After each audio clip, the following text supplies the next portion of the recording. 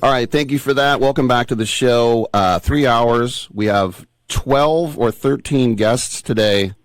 2 are sports. Well, we're gonna get it's Friday. It's the first hour. We talk entertainment, and we're always glad to be joined by our film critic and Hollywood insider, Jan Wahl. Jan, how you doing? I'm doing good, Rick. Doing well. All right, we have and on Twitch.tv, you can see on the cameras as well, we have a big first segment here. Less than 10 minutes to get it in because, first of all, we have veteran actor Billy Gray on the phone. Billy, how are you? Whoa. Oh. Doing very well.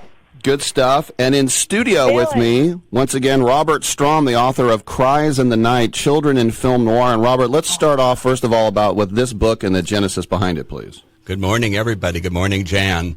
Good morning, Robert, my favorite film historian. Jan Wahl, my favorite film critic. Does anyone still wear a hat? Uh-huh. Ha-ha. Well, the genesis of this was Bobby Driscoll's performance in The Window for my film noir boy, and my film noir girl is the wonderful Gigi Perot in Shadow on the Wall. And then on the line we have the wonderful, kind Billy Gray, who is in The Day the Earth Stood Still, for one. And in his noir, In a Lonely Place, he asks for Bogart's autograph. And he's really the star of Talk About a Stranger, 1952, which I think is kind of a hidden gem noir. It needs to be restored and put on DVD. And I had a terrible crush on him when I was a little girl. Well, who didn't? Father knows best. And even though the show was too corny for me, and I was more of an Eddie Haskell kind of girl from Leave It to Beaver, I loved Billy Gray because he looked like he could be a rebel. He is. In the next few years. Yeah. I think, aren't you a rebel, Billy? Yeah, I think I could qualify. So, Billy, what's it been like? I just want to know, how long did you sort of live off the fame? I mean, I guess it continues to this day, right? Well, I don't quite understand the question. Well, what I mean is that just being recognized. Oh, yeah. Well, I was kind of under the radar for most of the time. In Father Knows Best, we never did any public relations things. You know, we didn't go to supermarkets and or festivals of any kind. So I never really realized how popular the show was because they never gave me any of the fan mail that came in. I found out later that apparently there was a lot of fan mail.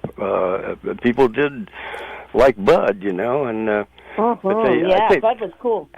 I think they were afraid if I saw how much fan mail there was, I'd ask for more money. More money. They were right. Billy, I'm really excited that you were on. I mean, that Bogart movie with Gloria Graham, is one of the great films of all time. And, of course, Robert put it in this terrific book about children of film noir. Quickly, I'm working on a piece about famous alcoholics in movie history. And Robert Young, I mean, he was completely out of the closet with his depression and alcoholism. Did you ever see any sign of that on Father Knows Best? Not ever. I never knew that there was an issue at all.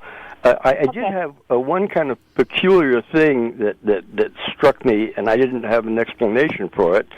But when we were doing a scene together and he was holding, like he'd hold onto my arm or something, I always noticed that his grip was tighter than it really needed to be, and I never knew what it was about, but maybe he was steadying himself or something. But I never noticed anything. He was total professional, always knew his lines, and was a complete professional about the whole thing. And did you meet Gloria Graham on the Humphrey Bogart, or just do the lines? No, I never did. In fact, I'd forgotten that I was in that movie.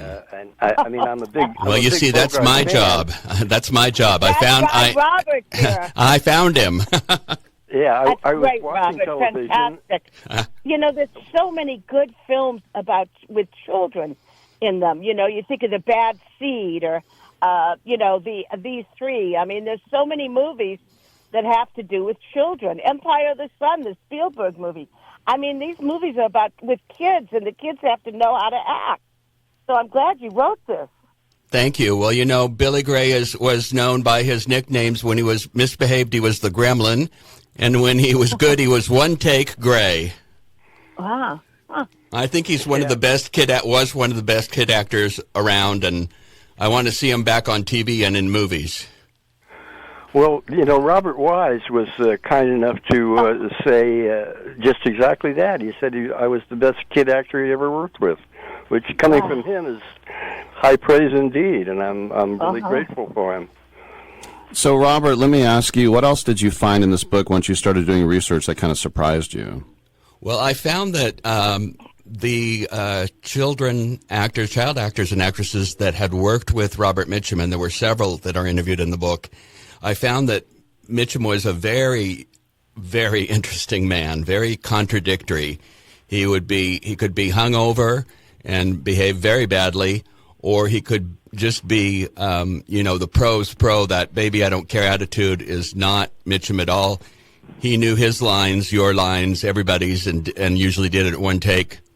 And he did a Lakota Sioux dialect in a film with Mike McGreevy, who I interviewed. He heard the Lakota Sioux dialect twice from an Indian actor, American Indian actor on the set.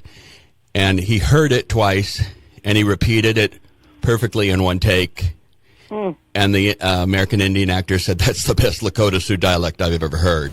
So Mitchum was fascinating, and a lot of my kids in the book worked with Mitchum. I don't know if Billy worked with him. No, I never worked with him.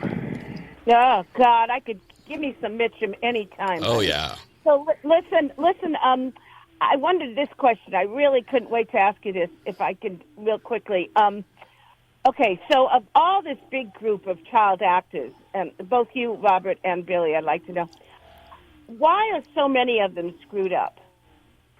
Well, you know, I think that a lot of kid actors weren't really very enthusiastic about doing it, and it was the mothers usually that were pushing the whole thing.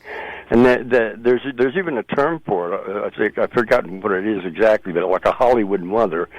And I think that's probably the issue, is that the kids didn't really enjoy doing it. And my mother was an actress, and I started at 5, and it was just a good time for me. I never had a problem with it at all, and enjoyed it really.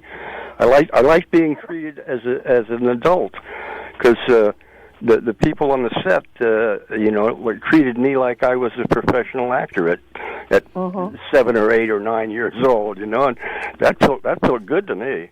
And we just have time for one more question, Robert. What do you want people to get out of the book, Cries in the Night, Children in Film Noir? What's sort of the overall message you'd like to give to us? An appreciation of these child talents that so many of them are gone. My interviewees, 50 of them, 2 have passed away. Tim Considine of My 3 Sons, Mickey Kuhn of Gone with the Wind. And the 47 that remain, I just want them to be appreciated and acknowledged. And we need to have child actors given their due, both in applause and financially, because so many, like Bobby Driscoll, died sadly and broke. Cries in the Night, Children in Film Noir by our guest Robert Strom, available from BearManorMedia.com. And, of course, Billy Gray has been with us as well. Thank you, gentlemen, for coming in. Thank you. Wow, wonderful. And, Robert, thank you for doing this. This is an important piece of work. Thank you. Your book is here waiting for you, Jan. All right, good stuff. We'll take a quick break. Scott Shea on the other side. Come on back with Rick Tittle and Jan Wahl.